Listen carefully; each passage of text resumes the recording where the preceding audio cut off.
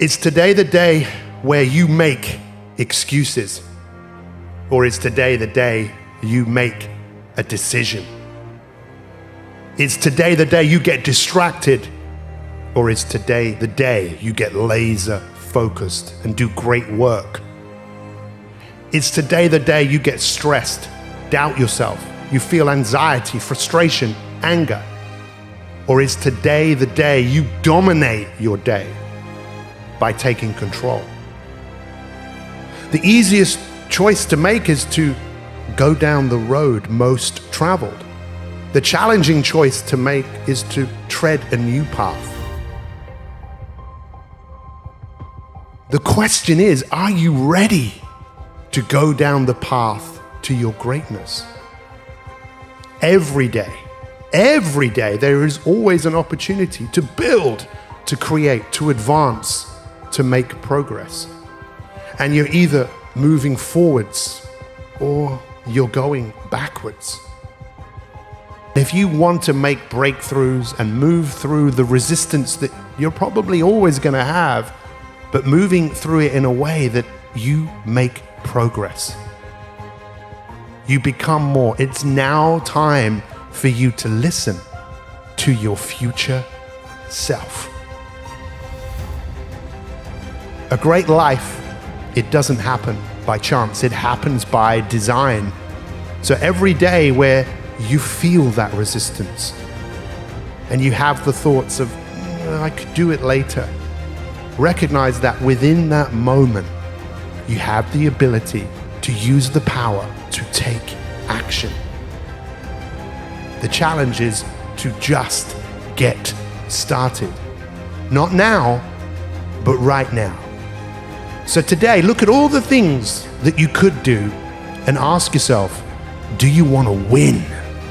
You see, to win is to know what's important now. Say it with me, bring it on. Bring on the resistance, bring on the challenge, and allow yourself to have the feeling of elation when you've got started and you've done something that you said that you were going to do. And the more you do this, the better you will feel, the more adept and the stronger you will become at moving through the resistance that we all face. What's the greatest thing that you will ever do? Just get started. You know, a lot of things that happen in life are kind of by coincidence or serendipitous. You don't necessarily plan on it, which is sort of, when you look back on it, you can see a kind of an odd plan going on, like a destiny or fate. If you can't control yourself, then you're in a lot of trouble in this world, right?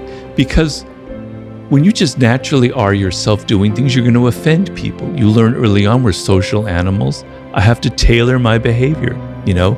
If you go on babbling about how you feel and think, etc., and you just say what's the first thing on your mind, you're going to end up having a very short career. You're going to be saying things that are going to offend people, right? And if you see somebody who has no self-control, it makes you look like you're not powerful. If you can't control yourself, how can you control anything in your environment? How can you be a leader, right? You have to learn certain things about your nature, about who you are, and not just be anybody. You have to kind of tailor your appearances as well. Because for good or for bad, I'm a believer in looking at the human animal without shame and embarrassment, just as we are, right? And appearances matter. It's the animal part of our nature. We judge people by how they appear, how they dress, their tone of voice, their body language, etc., etc. It would be, in an ideal world, we wouldn't judge people by appearances. We would just judge them by what's inside of them. Yes, I agree with that. But that we're not ideal. We're not descended from angels. We're descended from primates. So you have to understand that appearances matter. And this is part of the game. And so you have to control your appearances a little bit. You have to tailor it. You have to be a bit of actor in this world, on and on and on. It's not everything about life is having to be friends and having nice things and everybody like you. Sometimes what matters is getting results done. You want to feel that you have a degree of control over events in your life, over people, over your future. And that to me is what power is. The sense that I'm not helpless in this world.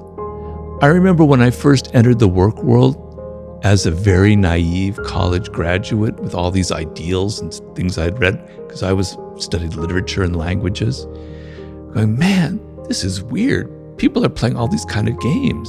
I'm in over my head. I made mistakes. I got fired for being, too brash, for outshining the master.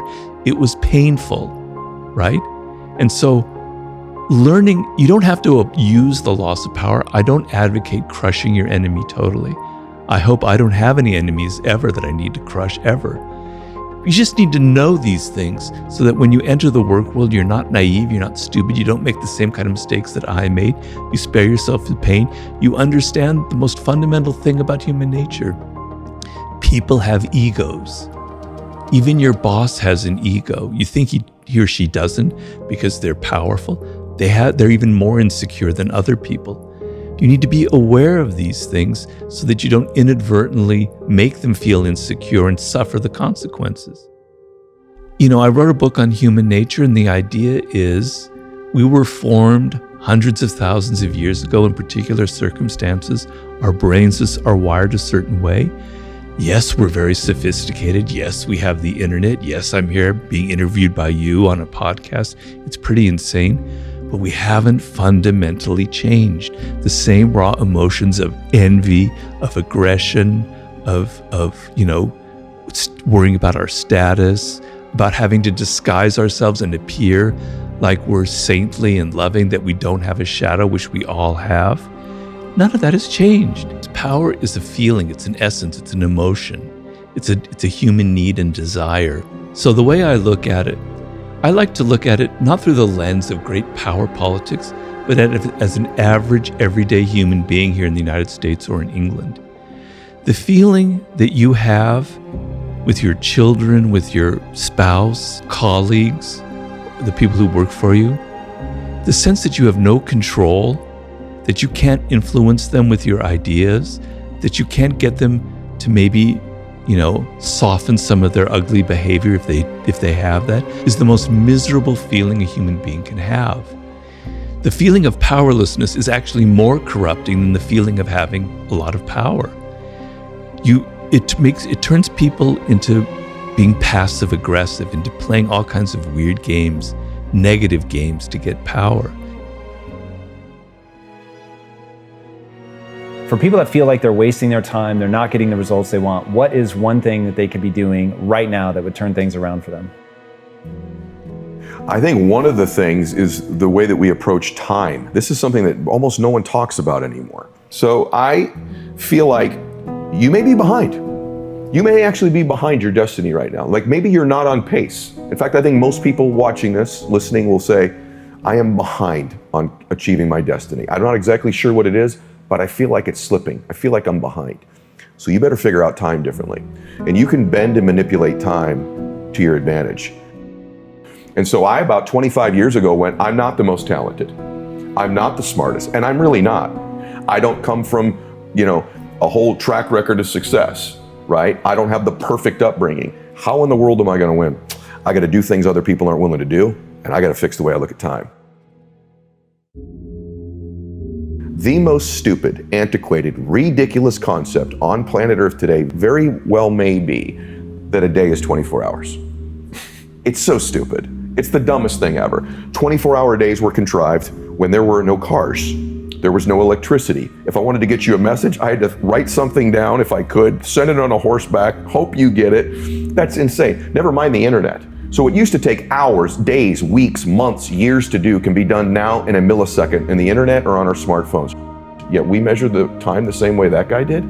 That's bananas. That is so stupid. And so my days now are from 6 a.m. to noon. That's a day. It's 6 hours. And in that day, some days you just chill. But in that day, I'm gonna get the amount of productivity, faith, working out, fitness, money, business, you name it, in that day. We've all had a morning where we go, I got more done this morning than I have in weeks. Well, why can't you do that every morning? So I measure time. I've compressed and condensed time. I've bent it My day is 6 a.m. to noon, and I'm not crazy. You're crazy for thinking it takes 24 hours, just like some dude in a cave did 300 years ago. And it's unfair that people have taught you this.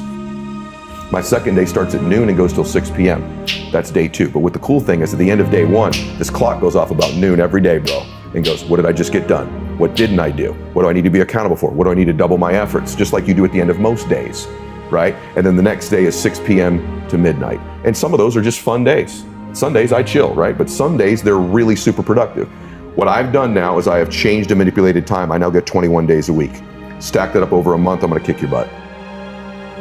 Stack it up over a year, you're toast. Stack it up over 5 years, my entire life is different than it would have been otherwise.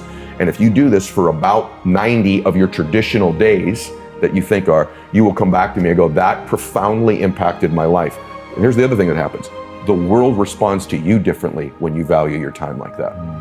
What is precious is valuable. That's why a diamond or this watch is way more expensive than the piece of paper that's written down there, because it's more scarce. When your time, when you interact with the world, is slightly more scarce, they respond to you as if you're more valuable. So you get more accountability, more productivity, more fun, more joy, and the world flips its response to you. All of a sudden you become more valuable and precious to people when your time is different. And you'll get thousands more days in your life and live a much more blissful and happy life than the person who only gets 24 hours. I found that nothing in life is worthwhile unless you take risks. Nothing. Nelson Mandela said, there is no passion to be found playing small and settling for a life that's less than the one you're capable of living. Remembering that you are going to die is the best way I know to avoid the trap of thinking you have something to lose. You are already naked. There is no reason not to follow your heart. Now, fear is going to be a player in your life, but you get to decide how much. You can spend your whole life imagining ghosts, worrying about the pathway to the future, but all there will ever be is what's happening here, and the decisions we make in this moment, which are based in either love or fear. So many of us choose our path out of fear disguised as practicality. What we really want seems impossibly out of reach and ridiculous to expect, so we never dare to ask the universe for it. I'm saying, I'm the proof that you can ask the universe for it. Fail big. Today's the beginning of the rest of your life, and it can be very frightening. It's a new world out there, it's a mean world out there, and you only live once. So do what you feel passionate about. Take chances. If we stay in process, all right, within ourselves, in the joy of the doing, we will never choke at the finish line. Because we aren't thinking of the finish line. Because we're not looking at the clock. We're not watching ourselves on the Jumbotron performing the very act that we're in the middle of. No, we're in process. The approach is the destination, and we are never finished. Don't be afraid to think outside the box. Don't be afraid to fail big, to dream big. But remember, dreams without goals are just dreams. If you don't know what you want to be when you grow up and you're 30, that's just fine. But I don't want to have to blame you for not exposing yourself to what you can be when you grow up. If you're sitting home watching football and say, I don't know what I want to do with my life, why don't you do what my parents did? Visit a new thing every weekend. Go on a trip. Talk to experts in all manner of tasks, and visit a chef school, visit a geology expedition. Just do things, and if you like it, you'll probably be better at that than anything else you choose to do, because you will invest even your downtime doing it. And as the saying goes, pick something you would do for free and make that your career, and you'll never live a sad day in your life. My father could have been a great comedian, but he didn't believe that that was possible for him. And so he made a conservative choice. Instead, he got a safe job as an accountant. And when I was 12 years old, he was let go from that safe job. And our family had to do whatever we could to survive. I learned many great lessons from my father. not the least of which was that you can fail at what you don't want. So you might as well take a chance on doing what you love.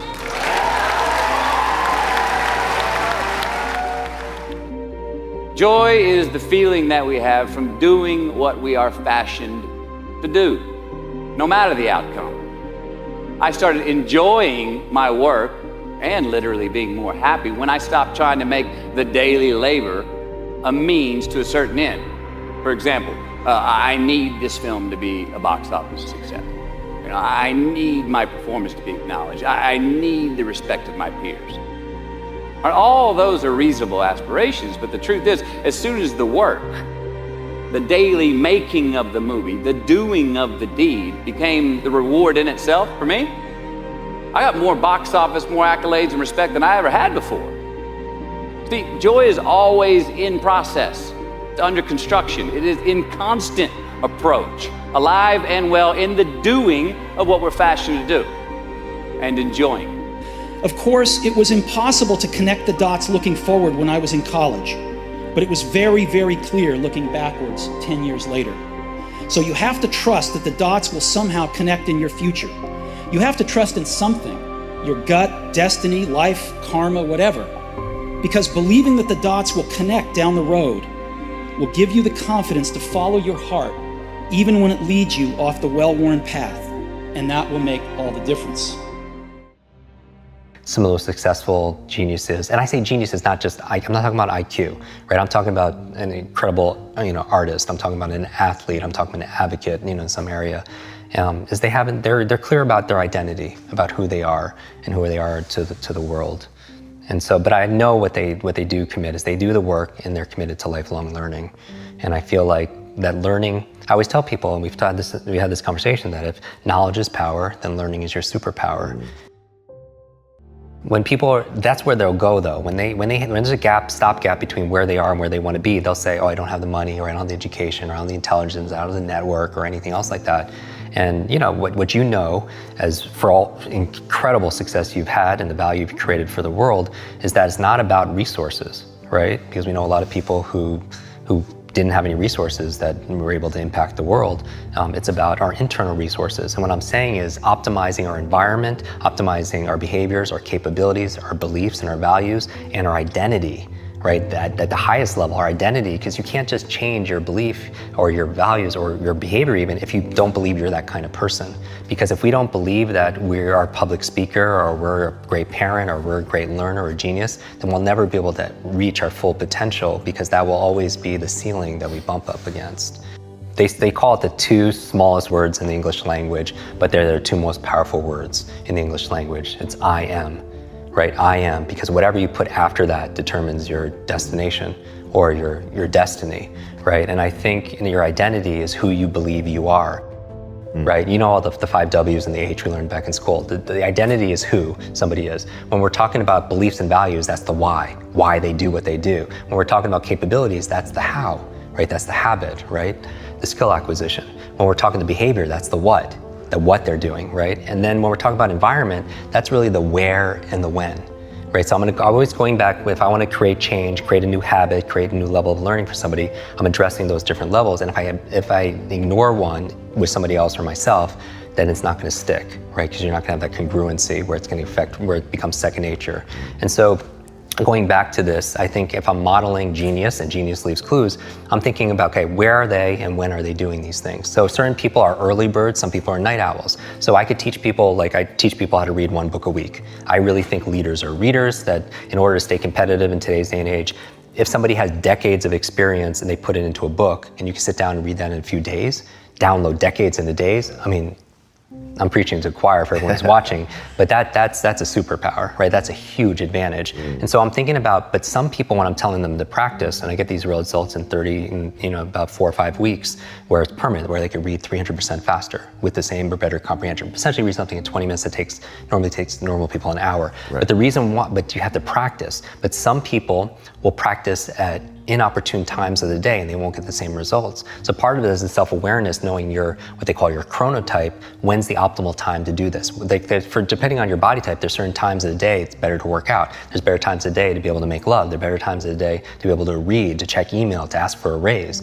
So I would think about like if geniuses find their element, their sweet spot, and they set up their routines and their rituals throughout the day to be able to align with their time when they're most productive, right? If they don't have a lot of energy in the morning, working out is probably not as good as doing it some other time.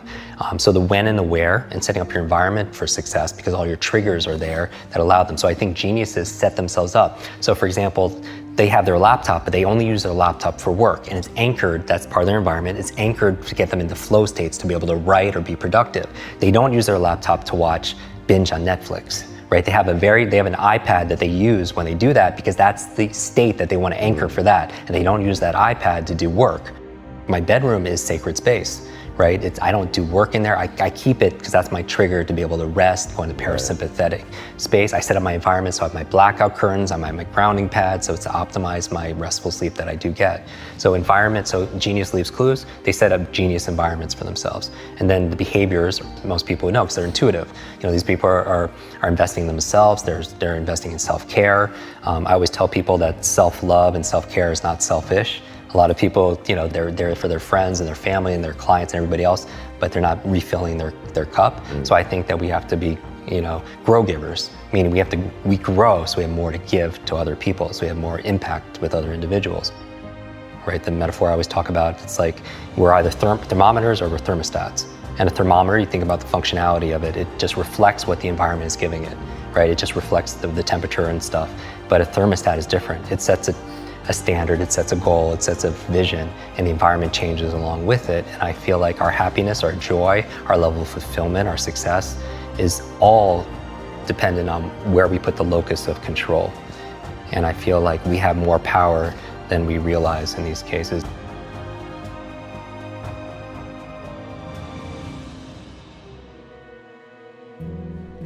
Building self-confidence is the process of keeping the promises you make to yourself. And if you lack self-confidence, you've got a relationship and reputation with yourself that's not very favorable. But in life, as you know, we don't get like our goal. We get probably 25% of our goals. But we ultimately always get our standards. Long-term, you will get your standards. So the question becomes, what's the standard need to be then? And that standard needs to be, you keep the promises you make to yourself and one more. So if you're gonna do 30 minutes on the treadmill every day, you don't do 30 minutes. You do the 30 minutes, you do one more. You're gonna make 10 contacts in a day. You don't make 10 contacts in a day. You do the 10 contacts and you make one more. So you start stacking up mathematically all of these one mores. You've just done more, so you're better. But you've changed the standard of your life. And you've built this superhuman type self-confidence that I not only do what I say I'm going to do, I do one more than I'm saying I'm going to do. And that's something almost nobody's willing to do. So I'm going to get things almost nobody's going to get. So that's one thing initially everybody can do. This is something that if we could train ourselves to do, our entire lives would change, which is that do the inconvenient or difficult thing in your day or in your life. Human nature is to avoid that. You call it being lazy, but it's just to avoid the inconvenient. Napoleon Hill says in Think and Grow Rich, which I love, he says, on the other type of temporary pain, you are introduced to your other self, and that other self produces another life. So what we have to change, I think, to some extent, is our relationship with pain. I'm willing to pursue pain. I'm willing to pursue discomfort and do the inconvenient thing, because on the other side of that, I have extended my capacity. I've literally changed who I am by getting on the other side of that. Good times create weak people. Weak people create bad times. Bad times create strong people. Strong people create great times. This is the cycle of history. 1,000 years of Roman history. Our thinking, our process is so affected by the way we're raised generationally, the experiences we go through. So let me give you an example of why we're having challenges today and why I'm more than hopeful. What gave humanity its greatest jump in its capacity was pattern recognition around seasons. Up until that time, we were hunter-gatherers, barely able to survive. It all depended on what was happening in the environment. We were dependent on the outside world.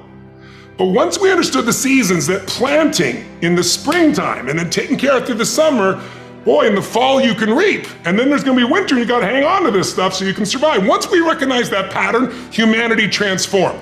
Communities were created, eventually cities and countries and states, right? So think of it this way. There's also a pattern of your history as a human. 0 to 21, 19 to 21 is a springtime where everything's easy. It's easy to grow. Growth happens. You don't have to do squat. Your body grows, life grows.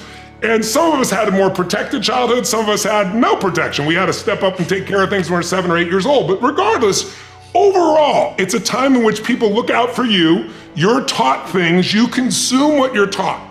But once you come 19, 20, 21 roughly, and sometimes it's 16 for some people, 25 for others, but you get the picture, you enter a new season of life. You go to the summertime where you start testing and go, well, this is what I was taught, but do I really believe this shit? You know, this is what people say, but now I'm in a relationship, you know? And so all of this next 20 years is an explosive growth period if you work at it from 21 to 41. From 42 to 62 is a reaping time. If you planted really in the spring and you pushed hard through the summer, you're gonna reap. Now, if you didn't plant in the springtime, you're gonna weep in this season. You know, you're gonna be like, I don't have any money, I don't have any time, I don't know what to do, where am I going? But that's a season of power.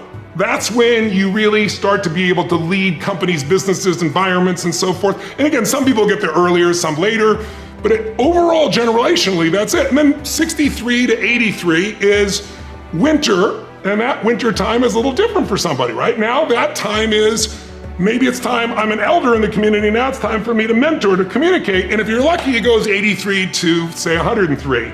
Maybe you get an extended period of time where you enter the next springtime. So there's seasons that you gotta understand, because if you plant in the winter, I don't care how hard you work, you get no reward. If you bought a house, sounds wonderful, in 2007, normally great, 2007, probably not so great, you're probably just starting to do okay in the last 3 or 4 years, right? So there's a timing to things. There's a timing in your life.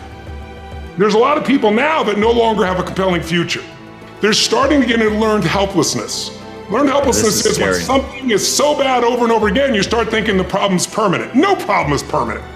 Or you start thinking the problem's pervasive because I haven't handled my finances, my whole world's over. Or because my relationship's bad, my whole world's over. Your life is bigger than that. Or all this is happening because there's something wrong with me. When you get to that point, you stop trying. We all define ourselves in certain ways. And most of us defined ourselves years ago and we haven't done an update. And now you're in an environment where you're constantly told how bad it is, how terrible it is. So that stimulates the old part of the human brain, the fight or flight mechanism, the part of your brain that's always looking for what's wrong so you can hide from it, you know, or you can fight it, or you can freeze and hope it doesn't notice, or you can run from it. And so that part of our brain is never gonna make you happy. It's an important part. There's no saber-toothed tiger for us to run from anymore or fight. But now we get that about what are people saying about me online? And I think we're in a place right now where a lot of people are in this learned helplessness and they don't realize, you know, if as an identity, if identity is how you've identified yourself and you see yourself as a procrastinator, why? Because you procrastinate so many times and disappointed, you don't want to be disappointed. So now you're a procrastinator, you're no longer disappointed. You feel certain, you'll never have your goals, but you feel certain. That's what most people do in their life.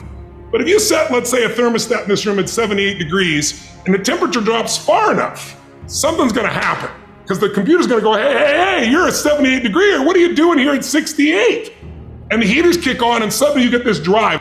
Not another day, I'm changing this relationship, I'm losing this weight, I'm gonna finally do something. And then you push. Now some people push and they go beyond their comfort zone, beyond what they expect, not their goals. It's what they're used to, it's their comfort zone. And let's say that 68 degrees is what they're used to financially. It's not what they want, or their relationship, or spiritually, or physically. And they grow to 88, 98, 99 degrees, suddenly the brain goes, hey, what are you doing here? You're not a 99 degreer. And then all of a sudden the heaters stop and you lose your drive. And if that's not the air conditioners kick on and you start to sabotage and you go, what happened to my life? So identity is the number one thing I work to change with people, to expand it, not to get rid of it, but expand your own sense of who you really are and what you're capable of. And people think they're gonna get identity by, people say to me, I don't have any self-esteem because when I was growing up, my parents said these terrible things and those terrible things. And I said, isn't it convenient you only remember those things? You know, they said a million things, but suddenly you've honed in on those. But let's get real. Someone can tell you your whole life you're a piece of crap, and you can say, screw you, read between the lines and make your life work. Someone tell you your whole life you're beautiful, you're intelligent, you're the smartest person in the world, and you don't believe it. Because self-esteem doesn't come from what people say about you. Self-esteem is earned within yourself. It's esteem for yourself, which only comes by doing things that are incredibly difficult, and then your brain goes, this is who I am. When someone does something they once thought was difficult or impossible, and they get the other side, their brain goes, if I can get myself to do this, what else can I get myself to do? It changes their identity. When your identity expands, your whole world expands.